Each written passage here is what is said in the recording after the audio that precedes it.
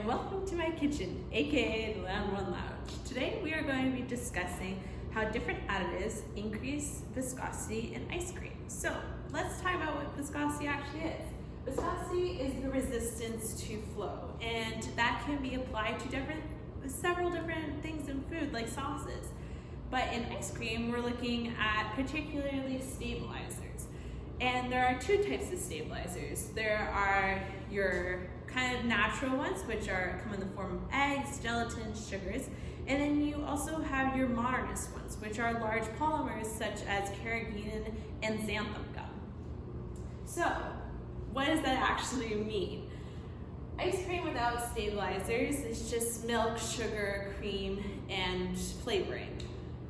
Those are kind of just all like these molecules flowing past each other. Now, with the addition of stabilizers, all of a sudden things start to change. You have your typical natural ones that will bind to these molecules, increasing in size and making it more difficult for these molecules to flow past each other.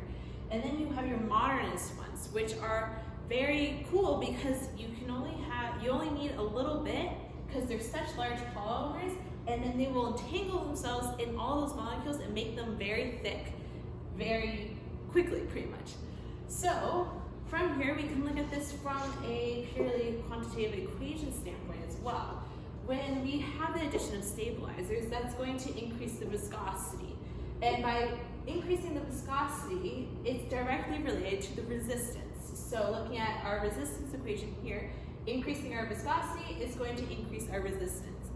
Relating our resistance to flow rate are when they are indirectly proportional to each other, meaning that when you increase the resistance of the fluid, the flow rate is going to decrease.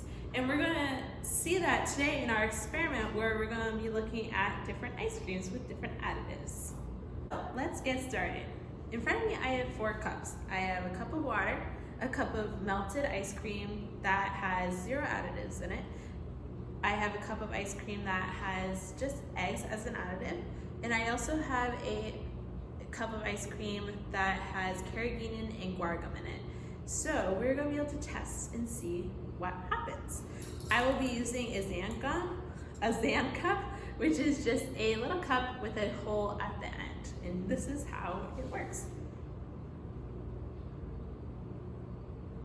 So I am simply just going to dip the cup in the water at first, and then I'm going to raise it up, and we're going to time how long it takes for the cup to empty, pretty much.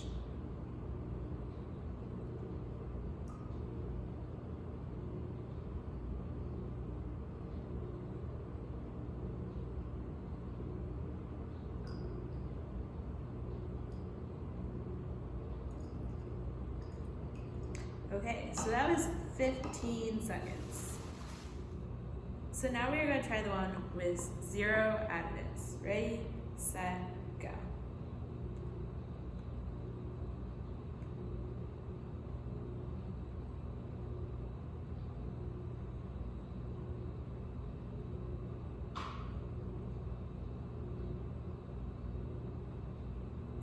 All right, so that was 17 seconds. Really close to water.